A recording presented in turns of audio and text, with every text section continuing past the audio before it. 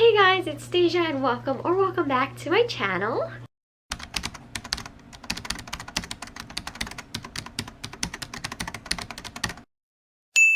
So today, this is going up very late and we're just going to ignore that. Let it happen, okay? Life happens, it's fine. But today we're going to go over my September wrap up and all of the books that I acquired throughout the month. So, I didn't get that many books. I got a few. I kind of got a lot. But it should be fine. We'll be fine. It'll be fine. With my haul, side note, I'm not going to tell you guys what it's about. I'm just going to say like where I got it and that's it. So I got, the first book I got from Book of the Month was The Love Hypothesis. And then I got Rock, Paper, Scissors by Alice Feeney and Beach Read by Emily Henry. Then as for the books that I was gifted, whether from a friend, from the publisher, anything like that, the first one I got was Fault Lines. Then I got A Touch of Darkness and The Kiss Quotient. So those were gifted. And then now on to the books that I got myself. I got 4 books that is coming in an upcoming Barnes & Noble vlog. So that's these. I'm not going to show you what they are since I have a vlog for it. So you'll see in that vlog.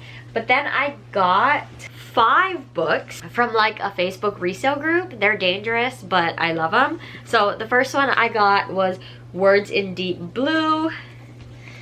Then I got 2 by 2. The Perfect Wife. Her Pretty Face, and People Like Us. So that's just a quick run through of the books that I acquired throughout the month of September. I don't think I did too bad. Not my best month. I did get quite a few, but it is what it is. So now we'll go on to my wrap up and all of the books that I read. Before we do that, we'll do what we always do. We are going to get into some stats. So, throughout the month of September, I read 11 books, and that came out to a total of 4,586 pages. My genres were 4 fantasy, 2 historical, 2 romance, 1 sci-fi, and 2 thrillers. Formats, I did 9 physical books, 2 ebooks, and then 5 of those were like audiobook mixed in. So there's that's the stats. So as per usual, we are going to do my wrap up how I always do my wrap up, which is how I read them. So the first book I read in the month, we'll go through that first all the way until the last book that I read in the month. With that being said, the first book that I read was The Girl the Sea Gave Back by Adrienne Young. This is the sequel to Sky in the Deep, and I loved it. I gave this 4 stars. It's a really fun read. It follows this girl named Tova, who is like a Viking. I think she's a Viking. And then our second perspective is Halvard, who is a Viking. Something like that. And it basically follows them as their paths like intertwine. There's some cameos from the people in the first book, so I really enjoyed that. Yeah, it was just all around a really fun time. It is a short book, so it goes by really quick. It was really action-packed. I really liked how our 2 timelines came together in the end, and it was just a fun time. The next book I read was Scarlet. This is book 2 in the Lunar Chronicles. This is a like sci-fi fantasy series that follows a bunch of people, but each book is focused on like a new fairy tale sort of thing. So Scarlet is our main character here, and this is like a take on Little Red Riding Hood. So I can't really say much without going into spoilers, but I read this for the Lunar Along, and I do have a live show for this, so I will put the live show in the description and you can see our thoughts if you've read them. But yeah, the third book I read was for the Shelf This Book Club, and that was Hamnet. I gave Hamnet 2 stars. I wasn't too much of a fan of it. I felt like it was a very character driven story, and it just wasn't necessarily the story for me. It follows I think it's supposed to be like a take on Hamlet by Shakespeare. I think it's supposed to be like William Shakespeare's son. And that's kind of what we follow in this book. Like Hamlet is supposed to be his son and he passes away. And so there's just like a whole bunch of stuff going on. It's multi-timeline, but I didn't like that because we got no indication on when we were switching timelines, which is one of my biggest pet peeves when it comes to like switching timelines, is if there's no clear statement that says what timeline we're in. It kind of bothers me. So wasn't really me. I didn't really feel the characters as much as I would have liked to. If you get attached to these characters, this book is going to be great. But because I didn't really care about the characters, I didn't really care about what they were going through. This is a very much character-driven story. It just wasn't for me at the time. I know a lot of people enjoy it.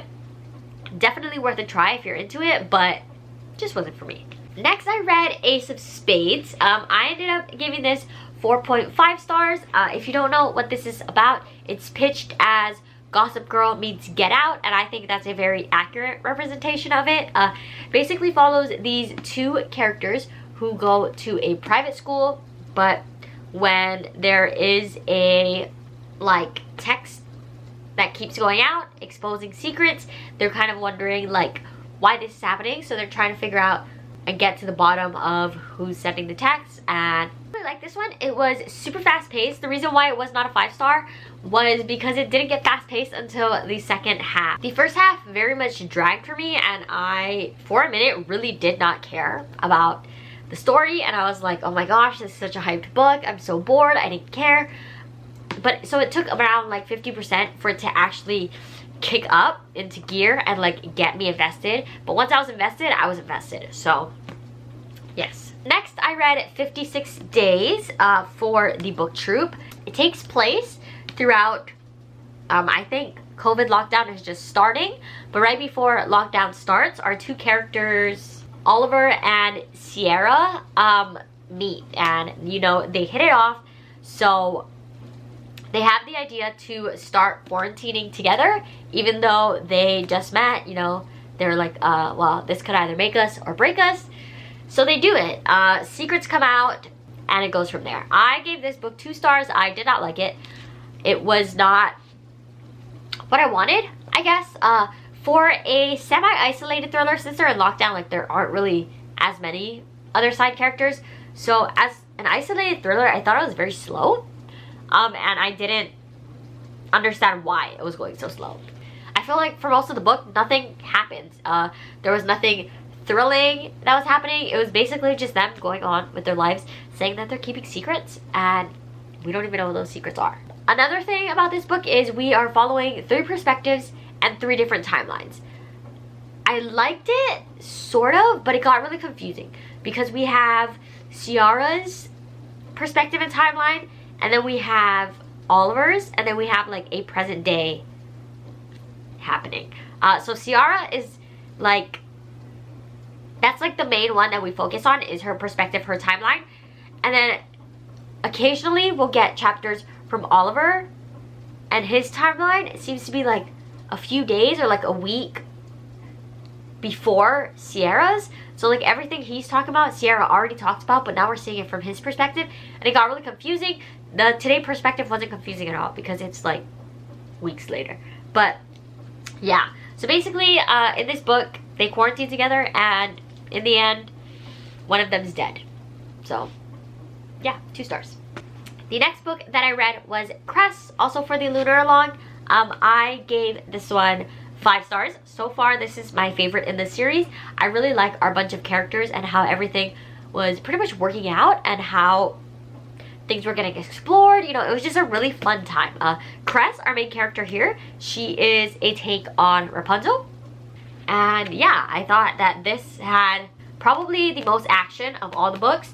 And in this book, we see a lot of the characters together, which I really liked. So next, I read Beach Read by Emily Henry. If you don't know what this is about our 2 characters, January and Gus. They're both authors of different genres. I think Gus is like literary fiction, and January does romance. So they end up meeting, and then they have like a little bet that goes on with each other. They're like, oh, well, I can write your genre, but you can't write mine. So then it goes on that, but there's just so much more. This is the first book I tabbed, and honestly, my favorite book ever. Like, I think this is a strong contender of being my favorite book of the year. I gave it 5 stars. I loved it. The exploration of the characters, the romance, everything. It was more than a romance, and I fell for everything. Loved it. 5 stars. So the next book after that, I read City of Heavenly Fire. This is the last book in the Mortal Instruments series. I'm kind of happy to be done with it. I feel accomplished being done with it. But yeah, there's not really much that I could say about this book without spoiling anything. I did give it 4 stars. I thought it was a solid ending to the series, but definitely keeps it open to the rest of the world, which I know she does. I'm not sure which series I'm supposed to go into next, so I'm not really sure where I'm going after this. I think I'm going to take a break from the Shadowhunters for a little bit, but I did enjoy this. I thought it was a solid ending, but there were like a few things that I wish didn't happen, but obviously, like in a book, not everything I want to happen is going to happen. I mean, it is what it is. It's not like my favorite conclusion ever, but it's not like she completely ruined it. It was like a solid ending, just not my favorite. I am going to miss these specific characters. I'm not sure if they make like cameos within the other series, but this set of characters was a lot of fun, so I did enjoy that. The next book I read was Malibu Rising. I read this with a group of people over on Instagram. If you don't know what Malibu Rising is about, it is about a family, basically. So the mom is June, the dad is named Mick, and they have 4 kids. Mick is a like singer, so he catches a big break, and basically this entire book is multi-timeline. So we follow the kids when they're growing up and things like that, and then we follow the kids when they're adults, and it's like 2 separate timelines. But I did really enjoy it. I gave it 4 stars. The main reason why it wasn't a 5-star, I really loved it. I love the characters. I love the atmosphere. I loved the dual perspective. I thought that was so fun. But the ending was not my favorite. The ending got really crazy and it got really chaotic, and I can understand why the author did it that way, but it wasn't necessarily the way that I wanted it to end. I expected more out of the ending, so the ending was kind of anticlimactic for me, since I thought like more was going to happen. But I did really enjoy getting to know all of these siblings. They are just all amazing, and I would honestly read about any of them in any other books. The next book I read was The Mismatch. I give this book 2 stars. It's not my favorite, not even close. I didn't like it. I thought the writing was all over the place. This is a dual perspective, dual timeline book that follows a mother and a daughter, and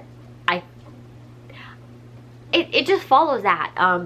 They are Muslim, and it's kind of following the mother and daughter in like 2 separate time periods when the mother was also a teenager, and I guess like living with that and pursuing boys and all that fun stuff, I guess. I don't know, but it was fine. I didn't like it. It wasn't really my favorite. I can't really speak on any of the Muslim rep and anything like that, but my main like disconnection was I didn't feel that it was necessary for there to be 2 timelines, so it really did take me out of things a lot. I also thought it was a very slow read. It seemed really repetitive. Things were just dragging on and on and on, and I didn't understand why it was taking us so long to get from like A to B. She is in high school, I believe, so the arguments that were had were like valid, but I also don't like the whole miscommunication thing, and that was in this book. So that's another thing I didn't like. It wasn't the worst book. It was easy to read when I wanted to read it, but it was a very slow moving book. So, I mean, not the worst book I've ever read, but definitely not the best.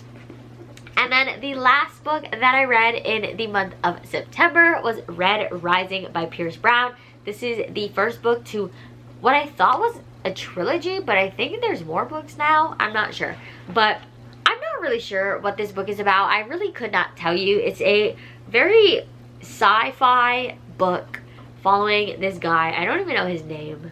So in the beginning, something happens to like his wife, and he's trying to like